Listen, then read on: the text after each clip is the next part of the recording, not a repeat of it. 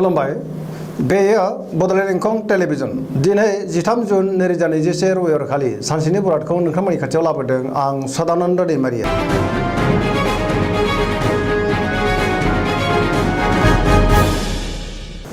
सिगां फरायनो लादों मेष राशि गिबि हांखो अ ल। दिनैनि साना जोबोर मोजां जेरावबो देरहासारगोन मावनो लानाय खामानिखौ थि समावनो आरो गोरलैयैनो मावफुंनो हानानै गोसोखौ गोबां गोजोननाय मोनगोन। गोसोनि साननायफोरा जाफुंसारगोन देहाया दिनै मोजाङै थागोन बहानिफ्रायबा मोजां खौरां मोनगोन रांखावरियाव दिनै जोबोर मोजां बेफार फालांगियावबो जोबोर मोजां मुलाम्फा मोनगोन सोरबा लोगोनि हेफाजाब मोनगोन न'खराव अनलायनाय फैगोन गुबुननि गोसोखौ दिनै गोरलैयैनो बोनो हागोन गोसोनि बोलोआ बांगोन समाजाव गोबां मान मोनगोन लाइमोनफोरा गोसोखौ दिनै जोबोर रमान्टिक मोनगोन आरो गावबा गावनि गोसोनि साननायखौ फोरमायलायनोबो हागोन फरायसाफ्रा फरायनायाव गोसो दुंखांगोन आरो मोजां फिथाइ मोननो हागोन मोनफ्रोमबो बिथिङावनो मोजां फिथाइ मोनगोन गियाना बांगोन सरासनस्रायै दिनैनि साना जोबोर मोजां आरो मोजाङैनो बारग'लांगोन।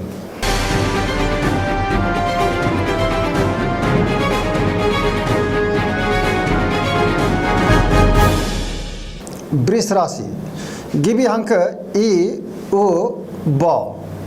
दिनैनि साना जोबोर मोजां गोसोनि साननायखौ जाफुंहोनो हागोन बहाबा जाफुंसार दावबायहैनो हानानै गोसोखौ दिनै जोबोर गोजोननाय मोनगोन गोसोनि बोलोआ बांगोन मावनो लानाय खामानिखौ थि समावनो आरो गोरलैयैनो मावफुंनो हागोन समाजाव गोबां मान मोनगोन रांखावरियाव जोबोर मोजां होनजायो मोननो गोनांखौ दिनै मोननो हागोन गोबां धोन आरजिनो हागोन बेफार फालांगियाव मोजां मुलाम्फा मोनगोन न'खराव बिसि फिसायनि गेजेराव अनलायनाय फैगोन बिदा फंबायनि हेफाजाब मोनगोन देहाया दिनै मोजाङै थागोन अब्लाबो जानाय लोंनायाव सांग्रां जानाया गाहाम गुबुननि हेफाजाब मोनगोन जायखि खामानि मावामानो दिनै गोरलैयैनो मावफुंनो हागोन सिगांनि आद्रा खामानिखौबो दिनै मावफुंनो हागोन लोगोफोरनि अनसायनाय मोनगोन गोसोनि बोलोआ बांगोन लाइमोनफोरनि गोसोआ दिनै जोबोर रमान्टिक जागोन आरो बयजोंबो अनसायजागोन फरायसाफ्रा फरायनायाव गोसो दुंखांगोन सोरबा लोगोजों दावबायहैनो खाबु मोनगोन धोरोमारि बिथिङाव गोसो दुंखांगोन सरासनस्रायै दिनै साना जोबोर मोजां आरो मोजाङैनो बारग'लांगोन।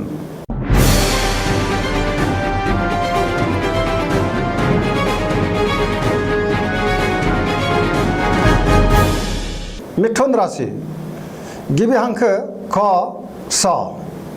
दिनैनि साना बारा मोजां नङा सोरजोंबा रायखोमा जानो हागौ गोसोखौ जोबोर उसुखुथु मोनगोन देहाया दिनै बारा मोजां थानाय नङा देहायारि जेंनायाव गोग्लैनांनो हागौ रांखावरियाव मोजां नङा मोननो गोनांखौ दिनै मोननो गोब्राब जागोन बेफार फालांगियावबो मोजां नङा होनजायो न'खराव अनलायनाय फैगोन बिदा फंबायनि हेफाजाब मोनगोन बिमा बिफानि अननाय आरो बोरखौ मोननो हागोन समाजाव मान मोनगोन गोसोनि बोलोआ अदेबानि लोरबां जागोन मावनो लानाय खामानिखौ थि समावनो मावफुंनो हागोन गुबुननि हेफाजाब लानांगोन गोसोनि साननायफ्रा देबोरनांगोन गुबुननि थाखाय जेंनायाव गोग्लैनांनो हागौ सांग्रां जानाया गाहाम सोरबा गोजाम लोगोखौ बहाबा लोगो मोनगोन सेंग्रा सिख्लाफ्रा गावबा गावनि गोसोनि साननायखौ फोरमायलायनो हागोन आरो गोसोआ दिनै जोबोर रमान्टिक जागोन फरायसाफ्रा फरायनायाव गोसो दुंखांगोन आरो मोजां फिथाइ मोननो हागोन गुबुननिफ्राय बोसोन लानानै खामानिखौ मावोब्ला मोजाङैनो मोजां मावफुंनो हागोन आरो जाफुंसारगोन।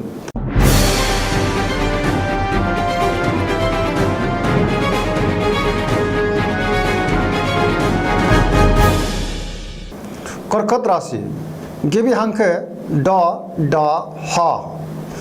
दिनैनि साना जोबोर मोजां बहाबा दावबायहैनो खाबु मोनगोन गोसोआव दिनै मोजां आरो गोग्गो साननाय फैगोन मावनो लानाय खामानिखौ थि समावनो आरो गोरलैयैनो मावफुंनो हानानै गोसोखौ दिनै जोबोर गोजोननाय मोनगोन रांखावरियाव जोबोर मोजां होनजायो आरजिनाय धोनखौ दोनथुमनो हागोन गोबां धोन आरजिनो हागोन अदेबानि खरसायाबो बांगोन मोननो गोनांखौ दिनै मोननो हागोन बेफार फालांगियाव मोजां मुलाम्फा मोनगोन देहाया दिनै मोजाङै थागोन अब्लाबो जानाय लोंनायाव सांग्रां जानाया गाहाम गुबुननि हेफाजाब मोनगोन न'खराव अनलायनाय फैगोन समाजाव मान मोनगोन बयजोंबो मोजां सोमोन्दो लाखिनो हागोन आरो अनजासो गारगोन जायखि खामानि मावा मानो दिनै मोजाङैनो मावफुंनो हागोन आरो जाफुंसारगोन पजिटिभ एनार्जिनि गोहोम गोग्लैगोन लाइमोनफोरनि गोसोआ दिनै जोबोर रमान्टिक जागोन फरायसाफ्रा फरायनायाव गोसो दुंखांगोन आरो मोजां फिथाइ मोननोबो हागोन सरासनस्रायै दिनै साना जोबोर मोजां आरो मोजाङैनो बारग'लांगोन।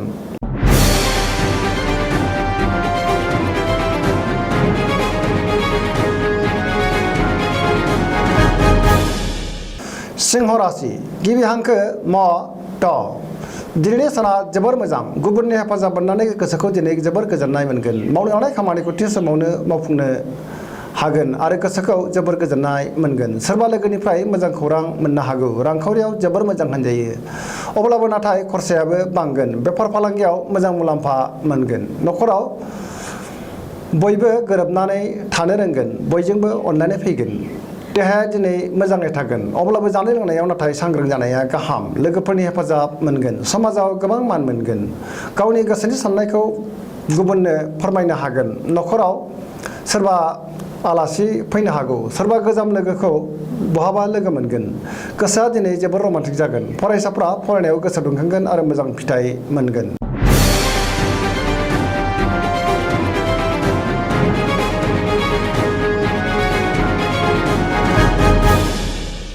कन्या राशि गिबि हांखो प ट दिनैनि साना जोबोर मोजां।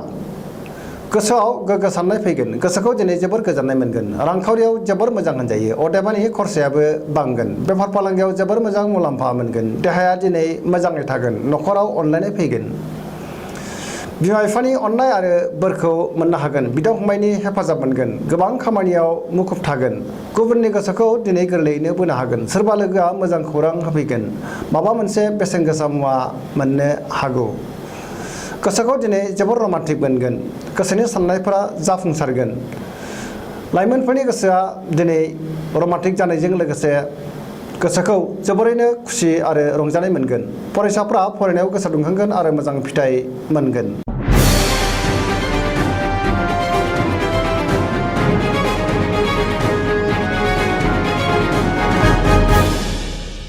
तुला राशि गिबि हांखो र ट दिनैनि साना जोबोर मोजां। लोगो लेवा बांगोन। गोसोनि बोलोआ बांगोन। गोसोनि साननाया जाफुंसारगोन। मावनो लानाय खामानिखौ थि समावनो आरो गोरलैयैनो मावफुंनो हागोन। देहायाबो दिनै मोजाङै थागोन। रांखावरियाव जोबोर मोजां। मोननो गोनांखौ दिनै मोननो हागोन। जेनिबो आंखाल जानाय नङा। न'खराव बिसि फिसायनि गेजेराव अनलायनाय फैगोन। समाजाव मान मोनगोन। बेफार फालांगियाव मोजां मुलाम्फा मोननोबो हागोन। गुबुननि गोसोखौ दिनै गोरलैयैनो बोनो हागोन। लोगोफोरनि हेफाजाब मोनगोन। सेंग्रा सिख्लाफोरा गोसोखौ दिनै जोबोर रमान्टिक मोनगोन आरो गावबा गावनि गोसोनि साननायखौ फोरमायलायनोबो हागोन। फरायसाफ्रा फरायनायाव गोसो दुंखांगोन आरो मोजां फिथाइ मोनगोन। गोसोनि साननायफोरा जाफुंसारगोन। बयजोंबो मोजां सोमोन्दो लाखिनो रोंगोन। सरासनस्रायै दिनैनि साना जोबोर मोजां आरो मोजाङैनो बारग'लांगोन।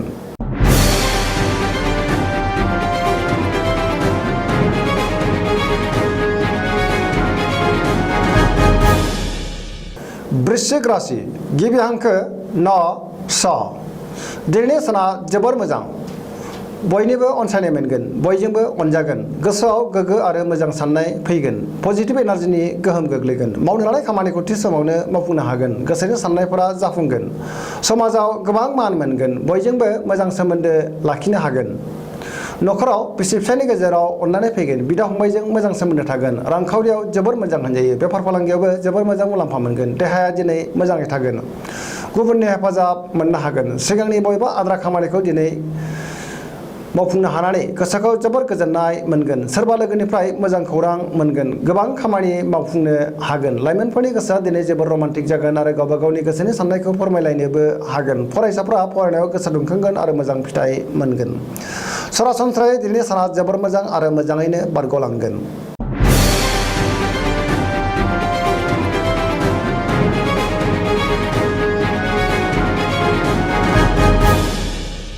धनु राशि गिबि हांखो ढ फ भ दिनैनि साना मोजां आरो गाज्रिनि गेजेरजों बाबेनलांगोन। गोसोआव जोबोर बेले बेजे साननाय फैगोन। मावनो लानाय खामानिखौ थि समावनो मावफुंनो हागोन।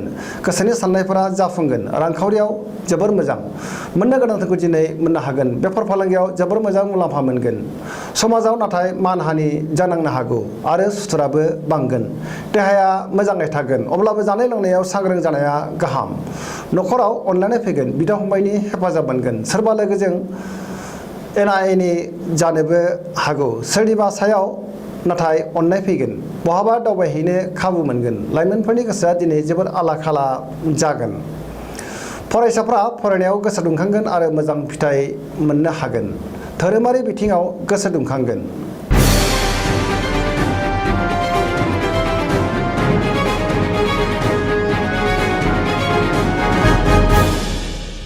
मकर राशि गिबि हांखो ख ज दिनैनि साना मोजां आरो गाज्रिनि गेजेरजों बाबेलांगोन गोसोनि साननायफोरा टेबोर नांगोन मावनो लानाय खामानिखौ थि समावनो मावफुंनो गोब्राब जागोन रांखावरियाव मोजांद्राय नङा नाङा फाङा खरसाया बांगोन आयनिख्रुइ खरसाया बांसिन जागोन मोननो गोनांफोरखौ दिनै मोननो गोब्राब जागोन बेफार फालांगियाव मोजां नङा होनजायो गुबुनजों मोजां सोमोन्दो लाखिनो हागोन न'खराव बिसि फिसायनि गेजेराव अनलायनाय फैगोन बिदा फंबायजों मोजां सोमोन्दो थागोन सेंग्रा सिख्लाफ्रा गावबा गावनि गोसोनि साननायखौ फोरमायलायनो हागोन फरायसाफ्रा फरायनायाव गोसो दुंखांगोन आरो मोजां फिथाइ मोननो हागोन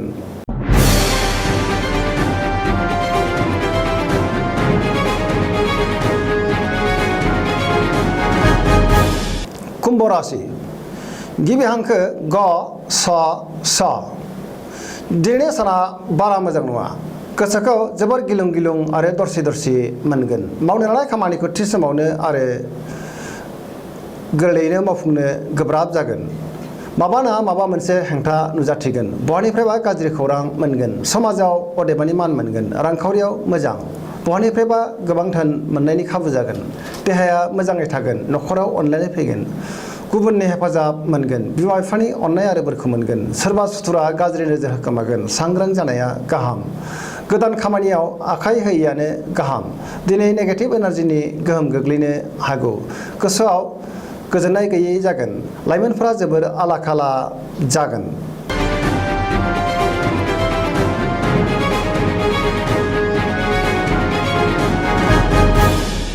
मीन राशि गिबि हांखो ड स दिनैनि साना जोबोर मोजां समाजाव गोबां मान मोनगोन बयजोंबो अनजासे गारगोन गोसोआव मोजां आरो गोग्गो साननाय फैगोन गोसोनि बोलोआ बांगोन देहाया दिनै मोजाङै थागोन रांखावरियाव जोबोर मोजां बेफार फालांगियावबो जोबोर मोजां मुलाम्फा मोनगोन न'खराव अनलायनाय फैगोन सेंग्रा सिख्लाफोरा गोसोखौ दिनै जोबोर रमान्टिक मोनगोन गोसोनि साननायखौ गुबुननो फोरमायनो हागोन मावनो लानाय खामानिखौ थि समावनो आरो गोरलैयैनो मावफुंनो हागोन फरायसाफ्रा फरायनायाव गोसो दुंखांगोन आरो मोजां फिथाइ मोननोबो हागोन बहानिफ्रायबा हरखाबै मोजां खौरां मोननो हागौ गोसोआ दिनै जोबोर गोजोननाय जागोन लाइमोनफोरनि गोसोआ जोबोर रमान्टिक जागोन आरो गावबा गावनि गोसोनि साननायखौ फोरमायलायनोबो हागोन फरायसाफ्रा फरायनायाव गोसो दुंखांगोन आरो मोजां फिथाइ मोननोबो हागोन गोसोनि साननायफोरा जाफुंगोन सरासनस्रायै दिनैनि साना जोबोर मोजां आरो मोजाङैनो बारग'लांगोन